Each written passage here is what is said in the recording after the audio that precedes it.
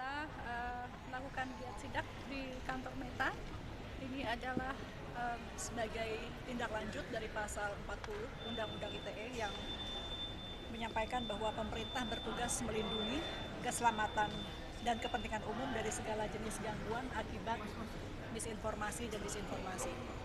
Dan ini kita lakukan setelah berbagai upaya pemerintah berkomunikasi dengan Meta, baik itu formal, persuasif, dan akhirnya terpaksa harus sidak.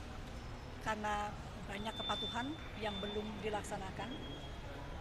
Kita tahu disinformasi bukan hanya masalah di Indonesia, tapi global. PBB dan web menyampaikan bahwa disinformasi adalah salah satu ancaman terbesar global atau krisis global yang paling utama saat ini, dan Indonesia, pemerintah tidak akan tinggal diam. Kita hari ini berbicara tadi dengan pihak Meta untuk meminta beberapa hal. Pertama, keterbukaan algoritma, keterbukaan moderasi konten, kemudian apalagi tadi Pak, untuk melaporkan hal-hal yang memang menjadi kewajibannya untuk melapor, termasuk tadi ada pertanyaan-pertanyaan yang belum bisa dijawab. Kita minta ditingkatkan pengawasan karena kita ini digital market yang sangat luas. Dengan pengguna internet 230 juta, kita mau ada banyak orang yang juga ikut mengawasi ranah kita agar aman dan juga dapat melindungi masyarakat banyak. Tadi belum bisa dijawab ada berapa sebetulnya yang melakukan pengawasan terhadap konten-konten disinformasi. Disinformasi itu teman-teman berbagai hal. Yang paling utama, paling tinggi adalah disinformasi kesehatan. Dan ini kami banyak sekali menerima komplain, masukan dari dokter-dokter dan mereka yang bergerak di sektor kesehatan terkait misinformasi yang berakibat terhadap hilangnya nyawa anak-anak dan masyarakat.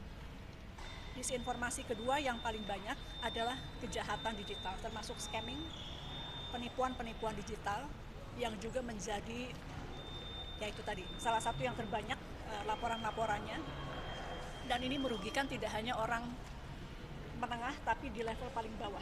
Jadi bayangkan penipuan juga menyasar kepada mereka yang memang hidupnya sudah sulit, tapi juga konten-konten yang terkait digital scamming juga cukup banyak.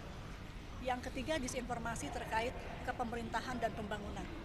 Nah, ini jangan diartikan bahwa ini antara pemerintah dengan rakyat, tapi disinformasi yang kemudian mengadu domba bukan hanya pemerintah dengan rakyat, tapi rakyat dengan rakyat.